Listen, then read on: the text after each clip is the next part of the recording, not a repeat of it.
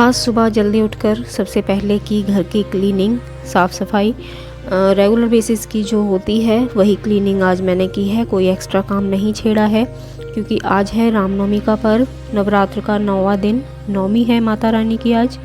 तो आज बैठानी है मुझे कन्याएं, तो उसके लिए तैयारी शुरू कर दी है। नहाकर आ गई हूँ और सीधे आई हूँ किचन में।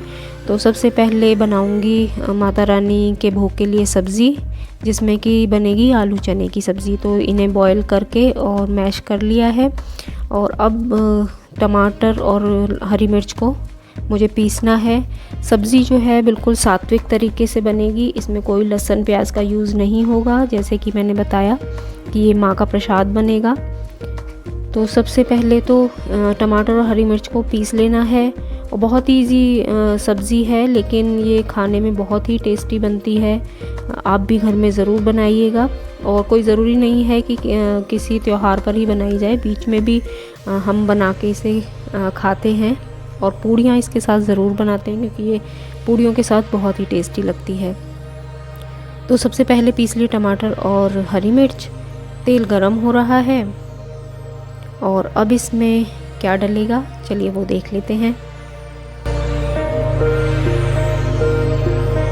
तो देखिए सबसे पहले इसमें डलेंगे खड़े मसाले, डलेगा जीरा, जीरा के बाद डलेंगे ये खड़े मसाले, जिसमें कि हैं, देखिए ये बड़ी इलायची है, इसे कूट लेना है जिससे कि इसका फ्लेवर जो है वो तेल में अच्छे से फैल जाए।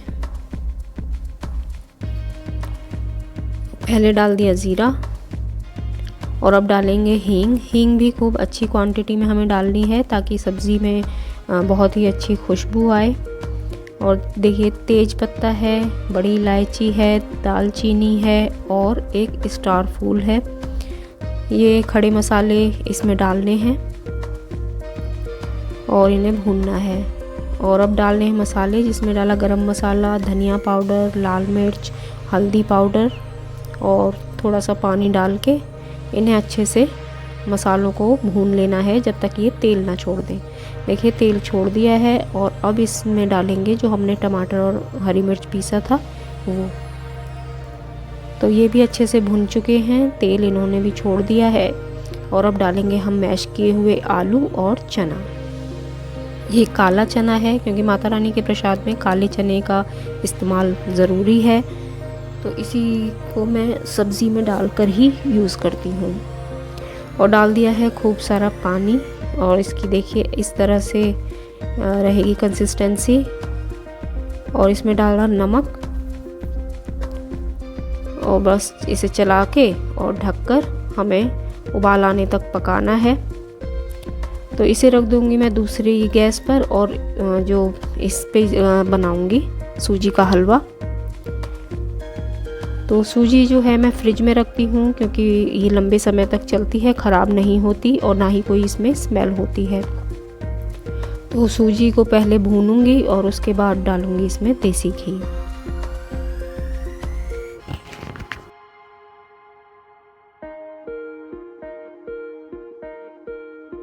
देसी घी डालने के बाद इसमें इसे थोड़ी देर और भूनना है। तो जो देसी घी है देखिए मैं इसे घर में ही बनाती हूँ, कैसे बनाती हूँ कभी आपके साथ शेयर करूँगी। और पूजा पाठ में जो भी घी यूज़ होता है वो हम घर का ही इस्तेमाल करते हैं। तो देखिए सूजी भुन चुकी है और अब डाल दिया है पानी। चीनी इसमें अभी नहीं डाली है, पानी डालने के बाद डालूँगी। अगर चीनी पहले डाल देते हैं तो उसमें गुठले पड़ जाते हैं, तो जो कि बहुत मुश्किल से ठीक होते हैं।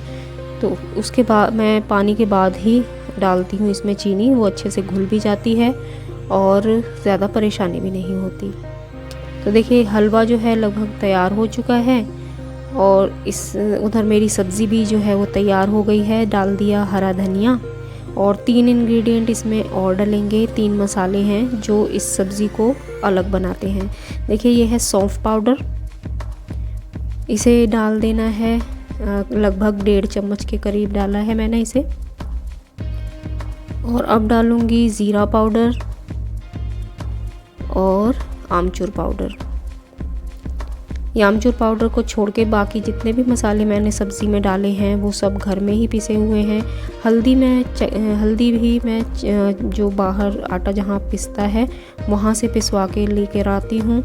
तो जो मेरे मसाले हैं वो सारे घर के ही मैं इस्तेमाल करती हूँ। बाज़ार के तो बहुत कम, जैसे एक्स्ट्रा में हो जाते हैं, छोले मसाला या राजमा मसाला या पाव भाजी मसाला, इस तरह के मसाले बस मैं बाहर से लेकर आती हूँ।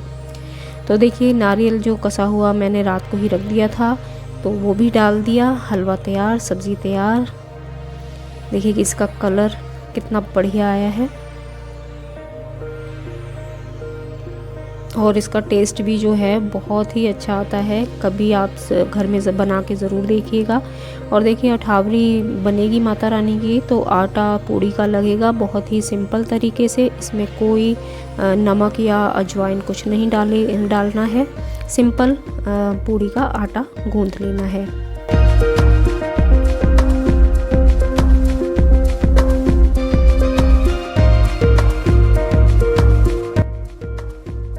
आटा जो है गूंथ चुका है, इसे ढक के साइड में रख देना है। और फिर देखिए सब्ज़ी जो मैंने बनाई थी उसे अब एक बड़े बोल में पलट लेना है और उसके बाद इसे कढ़ाई को कर दूंगी साफ़, जिससे कि बनाऊंगी इसमें पूड़ियाँ। तो आधे से ज़्यादा काम कुकिंग का हो चुका है, अब बस पूड़ियाँ रह गई हैं, तो इन्हें भी जल्दी से सेक कर और रख दूंगी। तो सबसे पहले जो हमारे यहाँ कोई भी प्रसाद या कुछ सुबह का खाना बनता है तो उसमें सबसे पहले बनेगी, पूड़ियों में तो सबसे पहले बनती है गणपति जी की पूड़ी, जो कि अग्नि देवता को अर्पण की जाती है। और फिर बनती है एक गाय की और दूसरी कुत्ते की। तो देखिए ये गणपति जी की हो गई, गाय की, और ये कुत्ते की। तो सबसे पहले यही पूड़ियाँ सेकेंगे और अठावरी के लिए भी लोइयाँ बना दी हैं। तो ये जो है सबसे पहले पूड़ी डाली हमने गणपति जी वाली, तो ये सिक गई देखिए, और लगा दिया है भोग। और अब सेकेंगे बाकी की सारी पूड़ियाँ। तो पूड़ियाँ सिकने के बाद करूँगी मैं पूजा।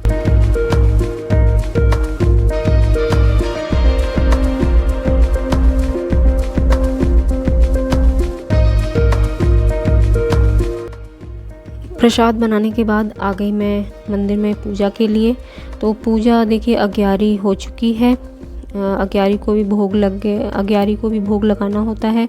तो माता रानी जो है साक्षात अग्नि में प्रकट होती हैं, और प्रॉपर पूजा हम किस तरह करते हैं वो मैं कभी और डिटेल में शेयर करूँगी। और अगर आपको देखना ही है तो मेरी पिछली जो नवरात्र की वीडियो है उसमें सारी पूजा जो है हम कैसे करते हैं वो मैंने दिखाया हुआ है, तो आप वहाँ जाकर चेक कर सकते हैं। तो देखिए जो हम जोत की पूजा करते हैं, अग्यारी की पूजा करते हैं, वो हो चुकी है। और हम लगा माता रानी को भोग। और आज के दिन नवमी के दिन हमारे यहाँ थापा रखा जाता है, तो वो भी आपको आगे दिखाऊंगी कैसे हम रखते हैं। वो माता रानी के नाम का थापा होता है जो हर घर में रखा जाता है। तो देखिए उस पूजा करने के बाद सीधे कन्याओं को बुलाया और उन्हें भोजन कराया। कन्याएं जो होती हैं वो माता का स्वरूप होती हैं, तो हम उन्हें उसी तरह माता का रूप समझ के ही उन्हें भोग लगाते हैं। जो चीज़ें हमने बनाई हैं उन्हें प्रेम के साथ उन्हें परोसते हैं और उन्हें खिलाते हैं।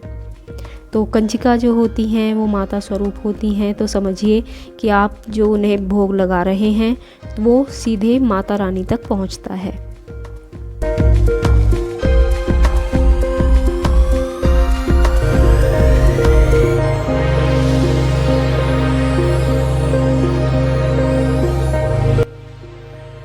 और उन्हें भोजन कराने के बाद दक्षिणा ज़रूर देनी चाहिए और उनके चरण ज़रूर छूने चाहिए, क्योंकि जो कंजिकाएं हैं वो माता स्वरूप हैं।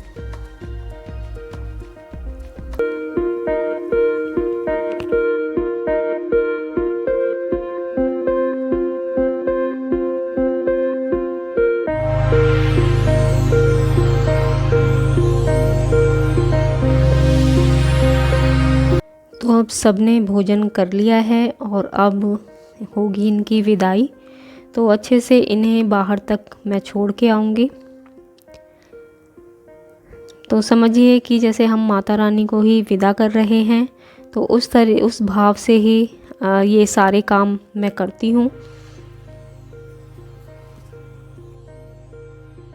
आ गई मैं फिर से पूजा करने, जो कि मेरी रह गई थी तो वो कर ली है। और देखिए ये जो जल कलश जो हमने भर के रखा था, अब इसके जो जल है इसे पूरे घर में अच्छे से छिड़कना होता है। तो सबसे पहले मंदिर से की शुरुआत और फिर धीरे धीरे पूरे घर में इसका छिड़काव किया।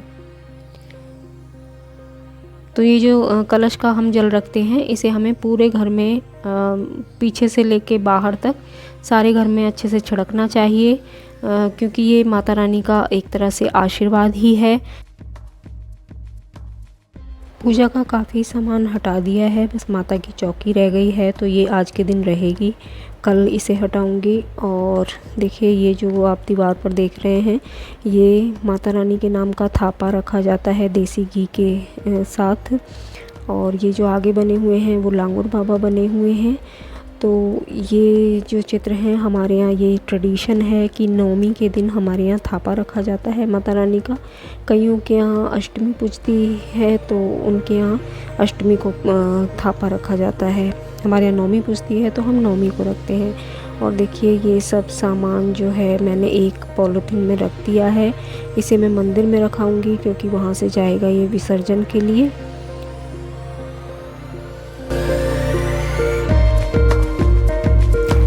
तो इस तरह से तो होता है पूजा का काम।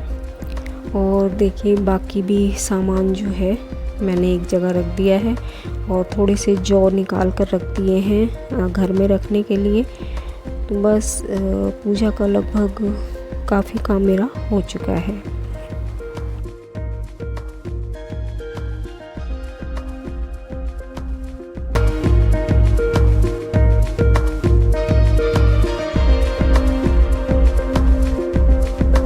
पूजा के बाद किचन में जो बर्तन थे एक्स्ट्रा जितने भी थे वो सारे देखिए क्लीन कर चुकी हूँ। और उसके बाद किचन की भी जो क्लीनिंग थी काउंटर टॉप की वो भी हो चुकी है। तो काम तो लगभग पूरा हो चुका है। और अब जहाँ कन्याएं बैठी थी वहाँ की क्लीनिंग रह गई है, अब उसे करूँगी। पूजा का भी काम समेट के उसके बाद मैंने की क्लीनिंग। जहाँ कन्याएं बैठाई थी वहाँ थोड़ी गंदगी हो जाती है, तो इसकी भी क्लीनिंग करनी ज़रूरी थी। तो सारी की क्लीनिंग पहले झाड़ू लगा चुकी हूँ और अब लगाऊंगी यहाँ पर पोंछा, ताकि जो घर है वो पूरा अच्छे से साफ़ हो जाए। छोटे बच्चे हैं तो वो थोड़ा खाना गिरा देते हैं, तो ये सब जो सफाई करनी होती है वो ज़रूरी होती है। तो दोस्तों ये था मेरा नवरात्र का आज का व्लॉग। कैसा लगा मुझे ज़रूर बताइएगा, और पसंद आए तो प्लीज़ लाइक शेयर कमेंट ज़रूर कीजिएगा। और अगर आप मेरी जो वीडियो हैं वो पहली बार देख रहे हैं, मेरे चैनल पर पहली बार आए हैं, तो प्लीज़ मेरे चैनल को सब्सक्राइब ज़रूर कीजिएगा।